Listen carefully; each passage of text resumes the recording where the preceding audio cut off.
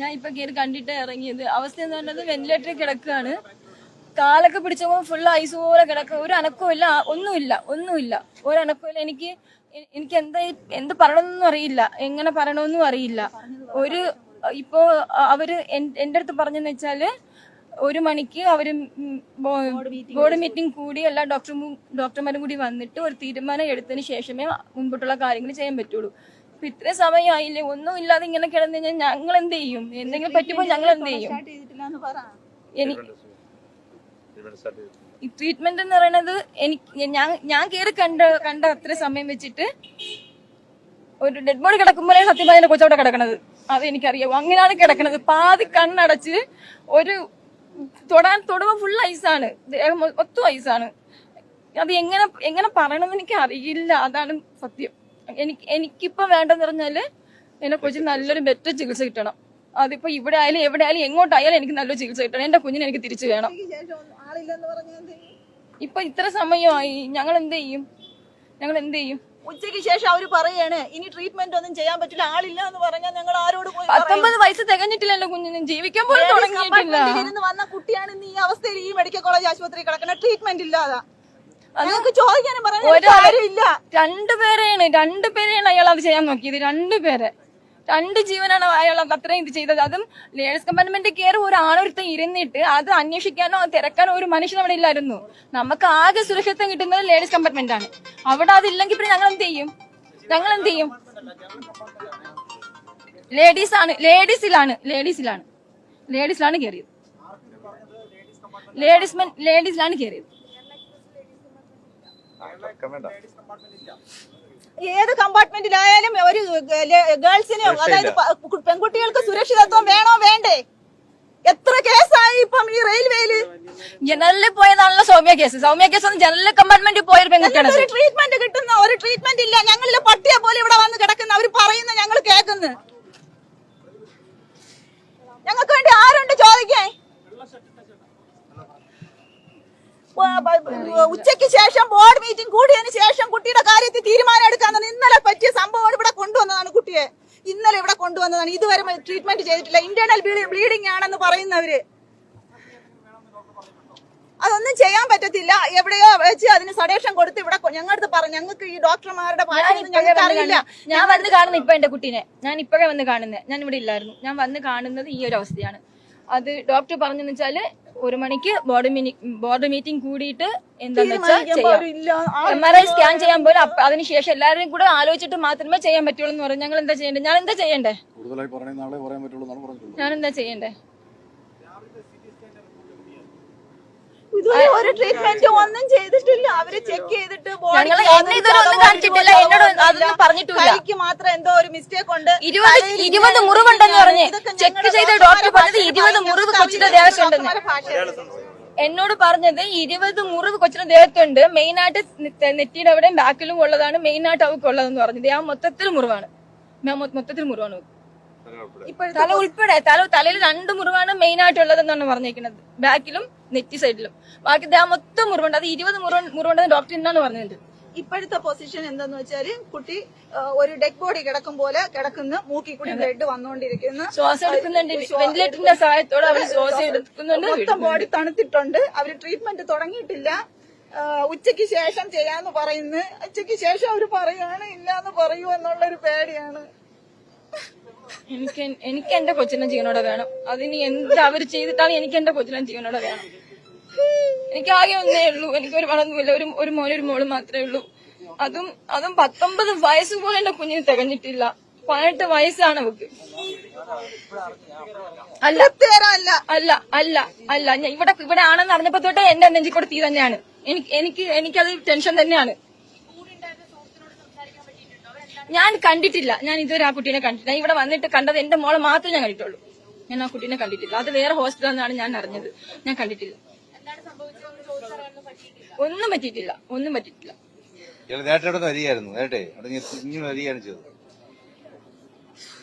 ഞങ്ങള് പഞ്ചായത്തിന്റെ പ്രസിഡന്റാണ്. എനിക്ക് ഒരു കാര്യം പറയാനുണ്ട്. വളരെ പാവപ്പെട്ട കുടുംബമാണ്. ഗ്രാമപഞ്ചായത്തിന്റെ ലൈഫ് ഭവന ഒരു വീടാണ് അവർക്ക് കിട്ടിയിട്ടുള്ളത്. ഈ വളരെ ബുദ്ധിമുട്ടുള്ള 3 പെൺമക്കളുള്ള ഒരു കുടുംബം. അതിൽ നിന്നൊരു കുട്ടിയാണ് ഈ പ്രിയ. ബാംഗ്ലൂരിൽ പോയിട്ടാണ് ഈ കുഞ്ഞുങ്ങളെ വളർത്തിയത്. അതിൽ ഒരു മകനുള്ളത് ബാംഗ്ലൂർ തന്നെ ജോലി ചെയ്യാണ്. മോളാണ് ഈ എറണാകുളത്ത് ഹസ്ബൻഡിന്റെ വീട്ടിലാണ്, അവിടെ നിന്നാണ് ഇങ്ങോട്ട് വന്നിട്ടുള്ളതെന്ന് അറിയുന്നു. പക്ഷെ നമ്മുടെ ജനപ്രതിനിധികളെന്ന നിലയിൽ ഞങ്ങൾക്ക് വളരെ ദുഃഖമുണ്ട്. ഒരു സ്ത്രീക്ക് സുരക്ഷിതത്വം ഇല്ലേ റെയിൽവേയിൽ എന്നാണ് ഞാൻ ചോദിക്കുന്നത്. പല സംഭവങ്ങൾ ഉണ്ടായിട്ടും അതിനൊരു പരിഹാരം കാണാൻ ഗവൺമെന്റ് ഇടപെട്ടേ പറ്റൂ, അടിയന്തരമായി ഇടപെടണം. ഇവര് വളരെ പുവർ ഫാമിലിയാണ്. അവരെ സംബന്ധിച്ച് ചികിത്സയ്ക്ക് വേണ്ടുന്ന ഫണ്ടും മറ്റു കാര്യങ്ങളും അവരുടെ കയ്യിലില്ല. അടിയന്തര ചികിത്സ ആ കുട്ടി വന്നുടനെ ചിത്രയിലേക്ക് വിടണം എന്നാണ് പറയുന്നത്. ഇവിടെ എന്തെങ്കിലും ബുദ്ധിമുട്ടുണ്ടെങ്കിൽ അത് ഉടനെ അറിയിച്ചുകൊണ്ട് അവർക്ക് വിദഗ്ധമായ ചികിത്സ ജനപ്രതിനിധികൾ ഞാൻ പഞ്ചായത്ത് പ്രസിഡന്റാണ്, വൈസ് പ്രസിഡന്റ്, മെമ്പറുണ്ട്, മുൻ മെമ്പറൊക്കെ ഉണ്ട്. ഞങ്ങൾ നമ്മുടെ പഞ്ചായത്തിലുള്ള ഇത്തരം ഒരു സംഭവം ആദ്യത്തെ സംഭവമാണ്. ഇതിനകത്ത് വളരെ ഗൌരവമായി കണ്ടേ പറ്റൂ എന്നാണ് എനിക്ക് മാധ്യമങ്ങളോടും ഇവിടുത്തെ ഗവൺമെന്റിനോടും ഈ പോലീസ് സേനയോടും പറയാനുള്ളത്. ഡോക്ടർമാരും അതെ, ഞങ്ങൾ വന്ന് ചോദിക്കുമ്പോൾ പറയുന്നത് നാളെ രാവിലെ മാത്രമേ ഇതിനെക്കുറിച്ചുള്ള ഒരു വിദഗ്ധമായ അഭിപ്രായം പറയാൻ കഴിയൂ എന്ന് പറയുമ്പോൾ ഞങ്ങൾക്ക് മറ്റ് ഡോക്യുമെന്റ്സ് ഒന്നും തന്നെ ഞങ്ങളെ കാണിച്ചിട്ടുമില്ല. ആ സാഹചര്യത്തിൽ അടിയന്തരമായി സർക്കാർ ഇതിനകത്ത് ഇടപെട്ടേ പറ്റൂ. ഇതുപോലുള്ള ഒത്തിരി പെൺകുട്ടികൾക്ക് ഇന്നത്തെ ഈ ആധുനിക കാലഘട്ടത്തിൽ പെൺകുട്ടികൾക്ക് സ്വതന്ത്രമായി യാത്ര ചെയ്യാൻ നിവൃത്തിയില്ലാതെ വരുന്നത് ചോദ്യം ചെയ്യപ്പെടേണ്ടതാണ്. അതിന് പരിഹാരം ഉണ്ടായേ മതിയാവൂ എന്നാണ് എനിക്ക് ഈ അവസരത്തിൽ പറയാനുള്ളത്. ആ കുട്ടിക്കും ആ കുടുംബത്തിനും വേണ്ട നീതി ഉണ്ടാവണം. കുറ്റം ചെയ്ത ആളിന് തക്കതായ ശിക്ഷ ഉണ്ടാവണം എന്ന് പറയാനാണ് ഈ അവസരം ഞാൻ ഉപയോഗിക്കുന്നത്. ബന്ധുവല്ല, അവരുടെ കൂട്ടുകാരിയാണ്. ഞാൻ കണ്ടിട്ടില്ല അവരെ, ഞാൻ കുട്ടീനെ കണ്ടിട്ടില്ല. ഞാൻ ഈ എന്റെ കുട്ടീനെയാണ് ചവിട്ടി ഇട്ടെന്നത് ഞാൻ കാണുന്നത് ഇൻസ്റ്റാഗ്രാം വീഡിയോ നൈറ്റ് ഇന്നലെ 11 മണിക്ക് 11:30 ഞാൻ ഫോൺ എടുത്തിച്ച് വെറുതെ നോക്കുമ്പോ വേറൊന്നുമില്ല, ജസ്റ്റ് വീഡിയോ ഇങ്ങനെ ട്രെയിനിൽ വർക്കല വെച്ച് ട്രെയിനിൽ കൂടെ പോകുന്നു, ചവിട്ടി ഇട്ടു എന്ന് പറഞ്ഞൊരു ന്യൂസ്, ചെറിയൊരു ന്യൂസ് കാണുമ്പോ ഞാൻ അതിന് സ്കിപ്പ് ചെയ്യാണ്. അപ്പോഴാണ് എന്റെ മോൻ വിളിച്ചു പറയുന്നത്, അമ്മ സോനയാണ് ട്രെയിനിൽ പോയപ്പോ വർക്കലിന് ചവിട്ടി ഇട്ടു. അത് എന്റെ മോളെയാണ് കാണുന്നത്. അപ്പോഴാണ് ഞാൻ അറിയുന്നത്. അത് ഞാൻ അറിയുന്നില്ല. ഞാൻ എന്നിട്ടാണ് ഞാൻ ഇവിടെ വരുന്നത്. ആ കൂടെ ഉണ്ടായിരുന്ന കുട്ടീനെ ഞാൻ കണ്ടു. ഈ നിമിഷം ഞാൻ അതിനെ കണ്ടിട്ടില്ല. അമ്മേന്റെ അടുത്ത് പറഞ്ഞിട്ടുണ്ടായിരുന്നു. അമ്മയാണ് എന്റെ വീട്ടിലുള്ളത്, ഞാനില്ല അവിടെ. അമ്മേന്റെ അടുത്താണ് പറഞ്ഞിട്ടാണ് വന്നത്.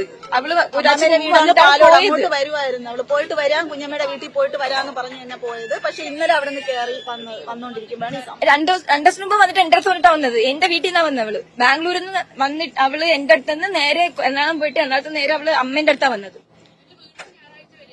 അതെ, ഇന്നലെ തിരിച്ച് അവള് എറണാകുളത്ത് പോയിട്ടാ വന്നത്. വരാറുണ്ട്. ആ ട്രെയിനിൽ വരാറുണ്ട്. പിന്നെ അവളല്ല ബസ്സിലോ അങ്ങനെ വരുന്നേ.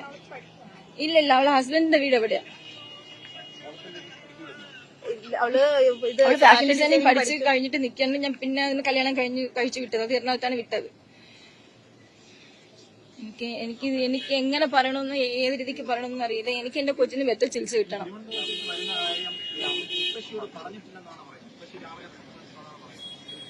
അമ്മേന്റെ അടുത്ത് പറഞ്ഞിട്ടുണ്ടായിരുന്നു. പക്ഷെ അമ്മയ്ക്ക് ആ ടെൻഷനിൽ അമ്മ മറന്നു, എനിക്കറിയില്ല. പക്ഷെ അമ്മയുടെ അടുത്ത് പറഞ്ഞിട്ട് അവള് വന്നേന്നാ പറയുന്നത്. കാരണം അവള് വന്ന വീട്ടിലുള്ളവരുടെ അടുത്ത് ചോദിച്ചാൽ അറിയാം. അവരുടെ പറഞ്ഞിട്ടാ വന്നത്. അവളുടെ കൂടെ തന്നെ വേറെ അവളുടെ ചേട്ടത്തിയും കൂടെ വരാനിരുന്നതാ. ആൾക്ക് വരാൻ പറ്റിയില്ല. ഇത് രണ്ടുപേരും കൂടിയാ വന്നിട്ട്. ഞാൻ കണ്ടില്ല, ഞാൻ ആളെ കണ്ടിട്ടില്ല ഈ നിമിഷം വരെ. ഞാൻ വീഡിയോയിൽ ആ കൊച്ചു ഇന്റർവ്യൂ നിങ്ങൾക്ക് തന്നെന്ന് പറഞ്ഞാൽ അത് ഞാൻ കണ്ടിട്ടില്ല. ഞാൻ ആകെ കാണുന്നത് എന്റെ കുട്ടീനെ സ്ട്രെച്ചറിൽ എടുത്തുകൊണ്ട് വരുന്ന ഒരു വീഡിയോയാ. അത് മാത്രമേ ഞാൻ കണ്ടിട്ടുള്ളൂ.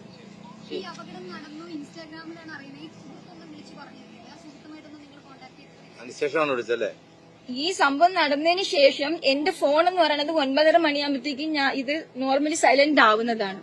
ഞാൻ അറിയത്തില്ല. അപ്പൊ ഞാനൊരു കല്യാണത്തിന്റെ ഫംഗ്ഷനിൽ നിൽക്കുന്ന സമയമാണ്. ഞാൻ ഇതെല്ലാം കഴിഞ്ഞിട്ട് വന്ന് ജസ്റ്റ് ഫോൺ എടുത്ത് വെച്ച് നോക്കുമ്പോ എനിക്ക് കോള് വരുന്നുണ്ട്. ഞാൻ ജസ്റ്റ് വീഡിയോ നോക്കുന്നുണ്ട്. വീഡിയോ നോക്കി ആ വീഡിയോ കാണുന്ന സമയത്താണ് എന്റെ മോൻ എന്നെ വിളിക്കുന്നത്, അമ്മ ഇങ്ങനെ ഒരു വിഷയം ഉണ്ടെന്ന്. അതിനു മുമ്പ് എനിക്ക് കോളുകൾ വന്നിട്ടുണ്ട്. പക്ഷെ എന്റെ ഫോൺ സൈലന്റ് ആയിരിക്കും, എനിക്ക് ബെല്ലൊന്നും കേൾക്കില്ല. ഞാൻ വന്ന് നോക്കിയാൽ മാത്രമേ എനിക്ക് അറിയാൻ പറ്റുള്ളൂ. ഇല്ല, പുള്ളിക്ക് സുഖമില്ലാതെ വേറെ ഹോസ്പിറ്റലാണ്, ആയുർവേദ ഹോസ്പിറ്റലിൽ കിടക്കുകയാണ്. അതെ.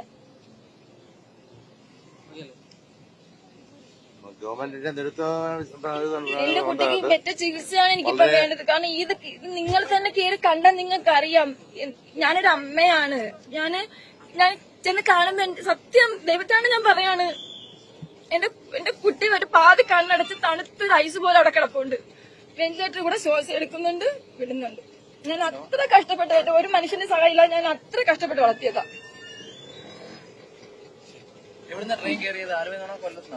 എറണാകുളത്ത് ആലുവയിൽ നിന്നാണ് ട്രെയിൻ കയറിയത്. കേറിയിട്ടാണ് അവർ ട്രിവാൻഡ്രത്തേക്ക് വന്നത്. ഇത് ഈ ട്രെയിനിൽ ഒരുപാട് അപകടങ്ങളായിട്ടുണ്ട് കേട്ടോ. അത് ഇതിപ്പോ ആദ്യത്തെ സംഭവമല്ല. ഞാൻ ഗവൺമെന്റ് ബാംഗ്ലൂർക്ക് പോകുന്ന ശ്രദ്ധ സമയത്ത് ചെലുത്തുന്നില്ല. ബാംഗ്ലൂരിൽ പോകുന്ന സമയത്ത് ബാംഗ്ലൂർ ട്രെയിനിൽ എന്തായാലും ലേഡീസ് കമ്പാർട്ട്മെന്റ് ഉണ്ട്. പക്ഷെ ഞാൻ അതിനകത്തല്ല കയറിയത്.